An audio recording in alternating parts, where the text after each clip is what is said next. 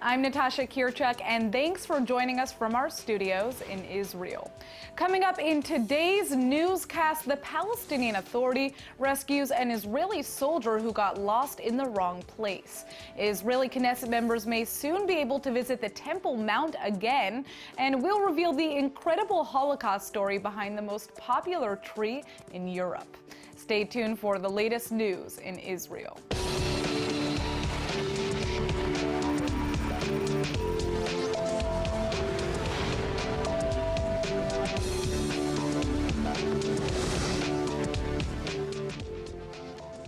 Palestinian President Mahmoud Abbas has declared his willingness to negotiate a peace agreement with Israel, and he made the major statement from Brussels after meeting with several high-ranking European Union leaders.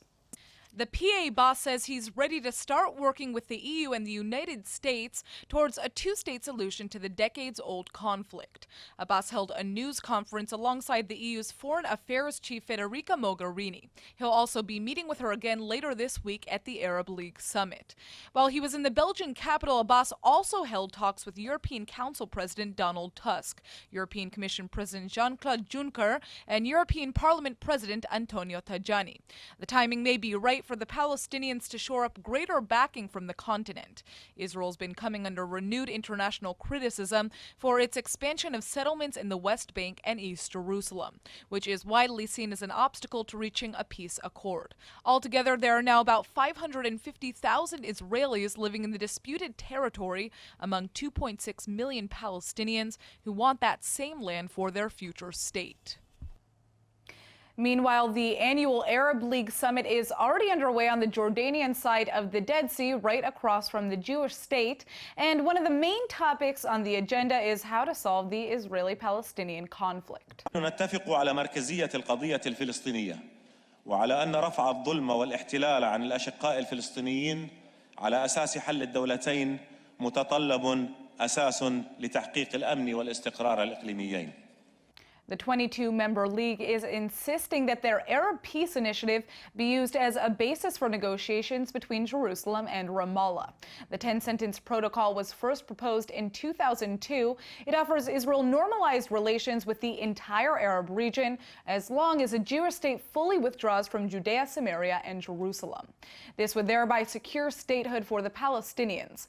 PA President Mahmoud Abbas has already endorsed the initiative, and Israeli Prime Minister Benjamin Netanyahu has expressed tentative support, but the Israeli leader says the doctrine would have to be amended to include several significant caveats. The Hamas Palestinian faction is deeply divided over the issue, but most of its Islamist leaders reject the plan since it calls for official Arab acceptance of Israel's right to exist. Now, an Israeli soldier suffered light injuries when Palestinians threw rocks at his head after he accidentally entered their village. The situation could have become much worse, but he was rescued just in time by the Palestinian police. The incident occurred just north of Hebron. Soon after the soldier drove into the village, his truck was surrounded by residents who began attacking him. Local security forces were able to extricate the Israeli from danger, and he was safely handed over to civil administration officials. He was then taken to Jerusalem Hospital for medical treatment for his wounds. Several incidents like this have happened before, mostly because of over-reliance on smartphone navigation apps like Waze. There are a lot of small villages that have very similar names, which contributes to misguided directions. Just a week ago, another soldier was hurt in a similar rock-throwing attack in a southern West Bank town. Most Israelis will never forget the horror when two reservists accidentally entered the Palestinian Authority-controlled town of Ramallah in 2000. Both men were detained and taken to a local Palestinian police station, but once word spread that they were there, the station was mobbed by an angry Palestinian crowd, which then killed and mutilated the Israeli prisoners in the streets. There's been more fallout over the assassination of a top Hamas terrorist in Gaza last Friday. Now, one of the Islamist group's leaders is accusing Israel of changing the rules of the game and says Hamas is ready to accept the challenge. Khalid Mashal is openly holding Israel responsible for the shooting death of Mazen Foucault, who led terrorist operations for the Hamas military wing. Israel had sentenced Foucault to multiple life terms in prison for orchestrating a 2002 suicide bombing that killed 9 Israelis. But he was released in a 2011 prisoner exchange. Khalid Mashal now says that he knows Israel is responsible for the assassination because only 5 hours before his death, Foucault informed Mashal that he had plans to carry out an impending attack against Jews in the West Bank. Jerusalem has not acknowledged any involvement in the killing. The Israeli army is now working with the Palestinian Authority security agency to thwart any revenge attacks. The Temple Mount in Jerusalem's Old City has long been a flashpoint for violence. A year and a half ago, Israeli Prime Minister Benjamin Netanyahu tried to calm tensions by forbidding any politicians, Jewish or Arab, from visiting the site. But now he's reportedly saying that it may almost be time to lift the ban. The premier is said to be considering the allowance of visits to the holy site by the nation's lawmakers, although not quite yet. Even if he does go ahead and let them come, he wants it to be in about 3 months after some politically sensitive dates on the Jewish and Muslim calendars have passed. That includes the Jewish celebration of the Passover holiday in April, and in May, Israelis will hold festivities marking 50 years since the reunification of Jerusalem after the Six-Day War. Then in June, Muslims observe the month-long festival of Ramadan. The Temple Mount is the holiest site in Judaism and the third holiest in Islam. A fragile status quo agreement allows Jews and Christians to visit, but they're not allowed to pray there. Despite Netanyahu's repeated denials, Muslim fears of alleged Israeli attempts to alter those conditions have sparked the ongoing wave of Palestinian terrorism that broke out in September of 2015. The Passover holiday is fast approaching, and with it come holiday preparations. Yet many Israelis lack the minimum they need to have a holiday meal. The charitable organization Yad Ezra V'Shulamit has gone on a mission to provide food for the needy and is in the process of distributing tens of thousands of food baskets all over the country. ILTV's Steve Leibowitz visited the group's offices in Jerusalem to learn what you can do to make this a joyous holiday for everyone. The need is greater than ever, Steve. Although the government does give us a small subsidy, it's been decreasing over the years. We don't blame the government. It has its other priorities, but it's really only about $5 per food basket. A food basket costs us between 360 to 540 shekel. So it's way, many times more. So that's why we're reaching out to Klal Yisrael. We're reaching out to the people of Israel and the friends of Israel to say there are many thousands of requests that were coming in. In fact, we try to give out 20,000 food baskets every year. I've just been told that we're up to 23,000 requests already. So we're already past the need. For those that we can't give food baskets to, we give food vouchers for roughly $50. So at least they can go and buy some chickens, buy some matzot, some grape juice, whatever. So the need, unfortunately, for us in Israel is greater than ever. So we are asking and we're people to reach out, to within their generosity of their hearts and their souls, the Jewish people and those that the friends of the Jewish people that support us. We do need their help. We have 25 distribution points throughout the country for those 20,000 food baskets from Haifa to Eilat, and the needs keep growing, unfortunately. Now, do the people that are in need, do they have to come and line up and receive the food at the distribution centers, or do you reach out to them and actually go to their homes and bring them their food? We have many volunteers in some of our distribution points to give out. We try as much as possible to do everything with dignity. We don't want people to have to feel embarrassed, and it's very important for us. So we, as much as possible, we give out to these distribution points. People come at their own leisure, and many times there's volunteers in certain of our cities, and we deliver it to the people in their homes. Are all of the people that are coming to you and that are receiving gifts observant people, or are there also just general people of Israel that do celebrate the holiday? Absolutely. I mean, the vast majority of the Jewish people in Israel celebrate Pesach anyways, and certainly a percentage of them are frum, are observant, but a strong minority are not frum at all, and we don't care. That's not our point. If you ask us for help, we're there to help you. We are distributed in places like Bat Yam, Carmiel, and other cities that are not Dati cities and not known as Dati cities, and we still have hundreds and thousands of requests in those cities too. So it's completely, I'm going to use the term non-denominational, but in the sense that any kind of Jewish person who needs help is what we're there for. And I'd like to say personally, this is a great organization. I've been trying to let people know about this organization for many, many years now. And I know that the viewers have always come through and have always helped.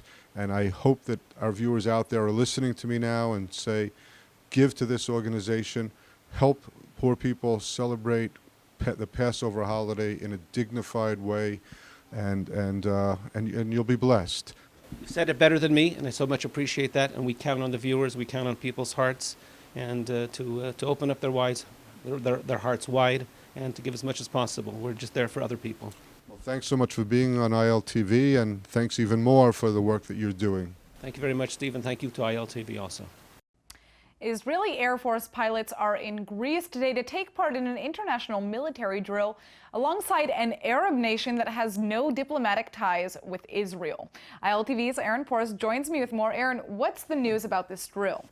Well, right now, as you said, pilots from Israel as well as from Greece, the United States, and Italy are all participating in a nearly 2-week-long military drill, which is mostly the Air Force, an Air Force exercise. The interesting part is, like you said, a United Arab Emirates delegation from the Air Force is coming in to participate in the exercise, marking only the second time that both Israel and a Gulf Arab state will be working together in a military exercise of this scale, despite the fact that the United Arab Emirates and Israel have 0 diplomatic ties. So it's a very interesting time. Well, let's check out your report.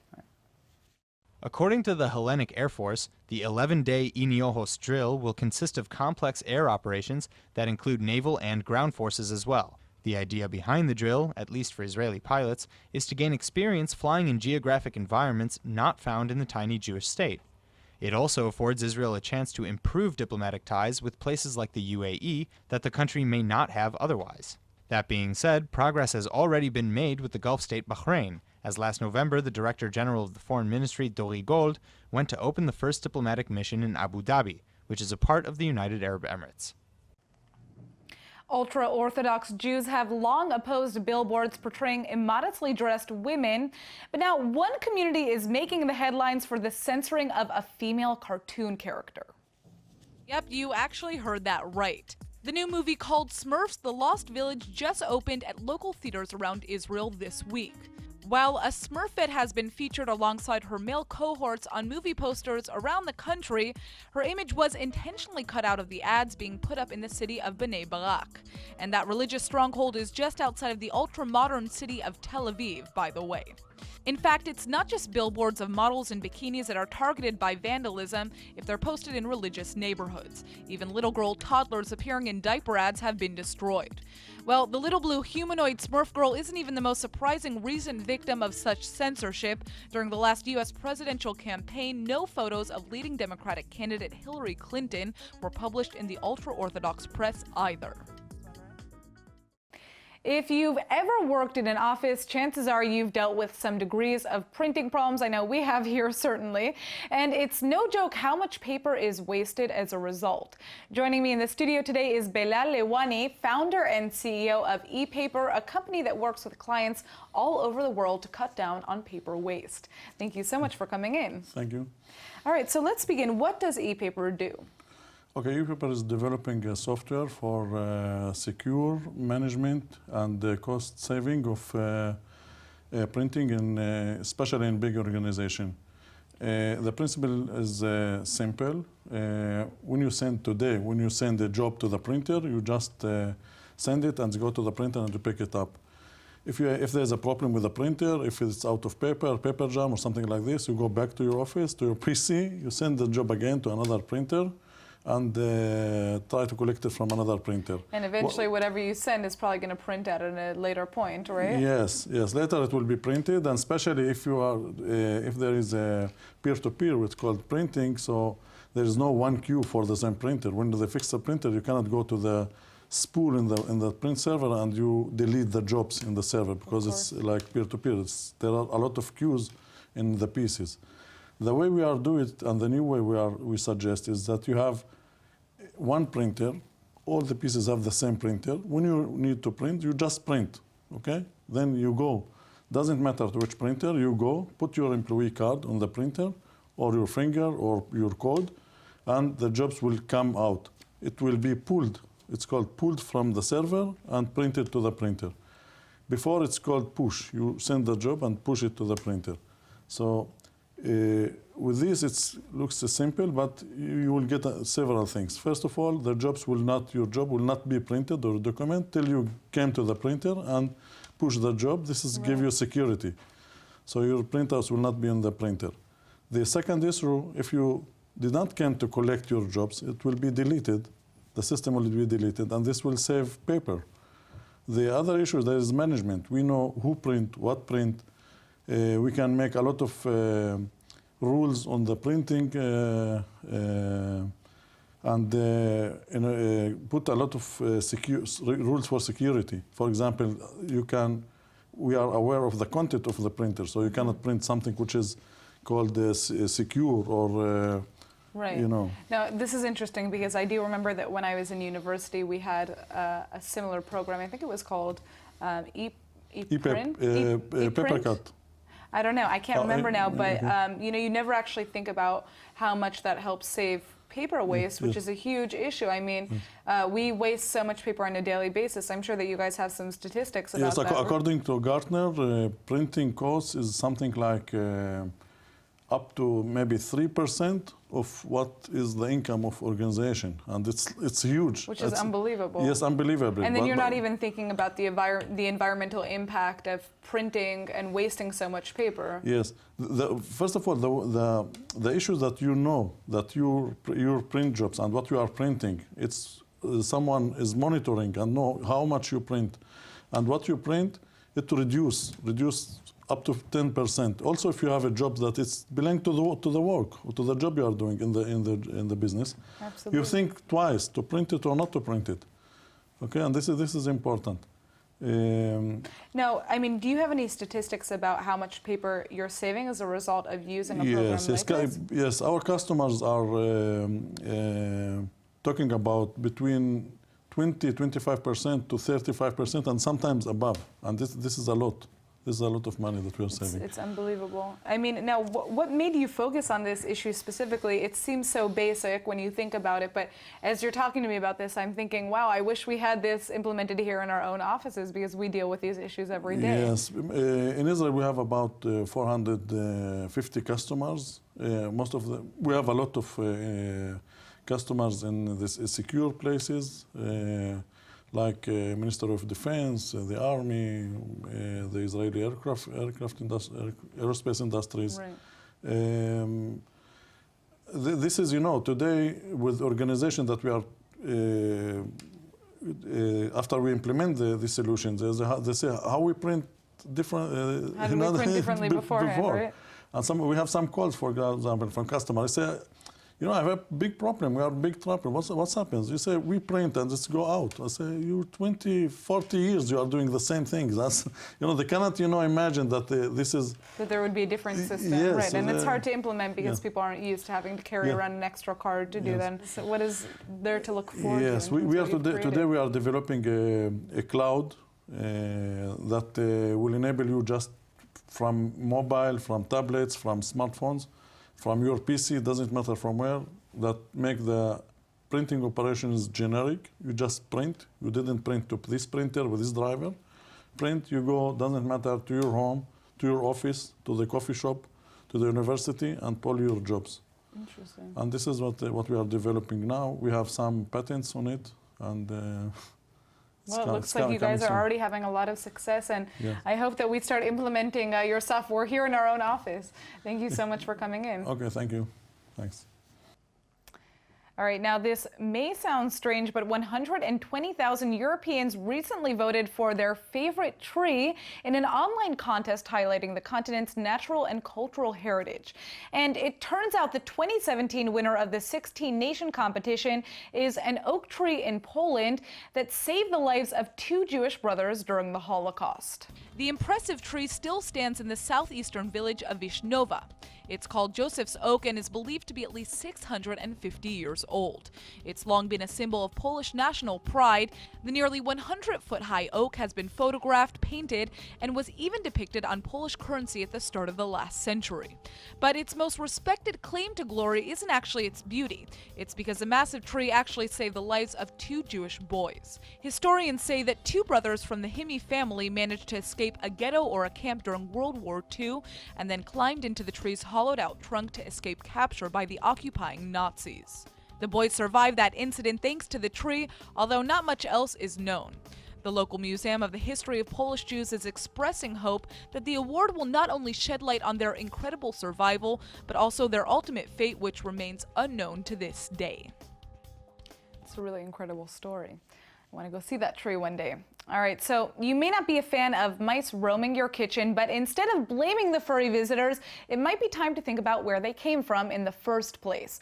A new report is claiming that the little rodents have been evolved by human domestication. ILTV's Aaron Porras joins us again. Now, Aaron, what does this have to do with Israel?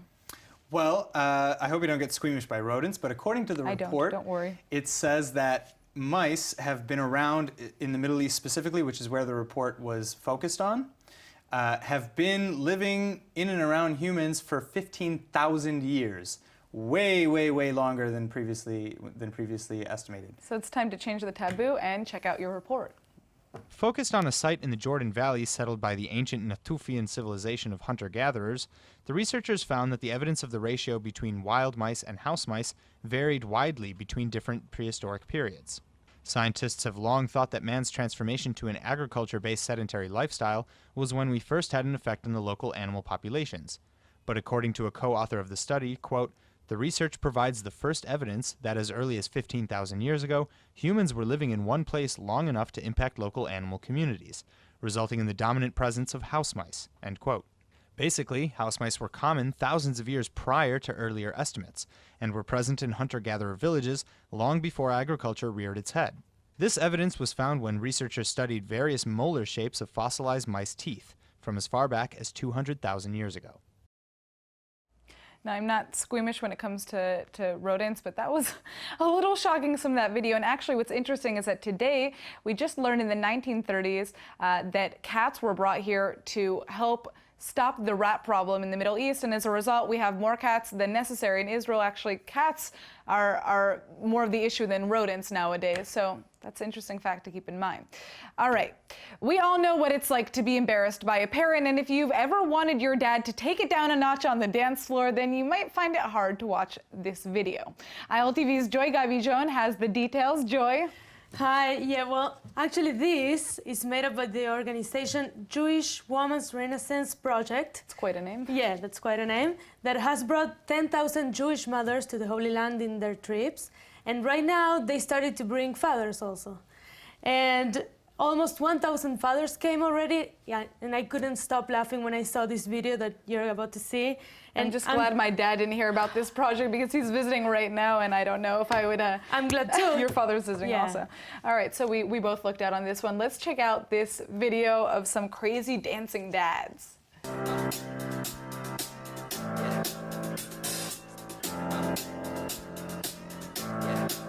I got this feeling inside my bones. It goes electric wavy when I turn it on. Off from my city, off from my home. We're flying up no ceiling when we in our zone. I got that sunshine in my pocket, got that good soul in my feet. I feel that hot blood in my body when it drops. Ooh, I can't take my eyes off it, moving so phenomenally. You're more like the way we rock it, so don't stop. And under the lights when everything goes, nowhere to hide when I'm getting you close. When we move, well, you already know. So just imagine, just imagine.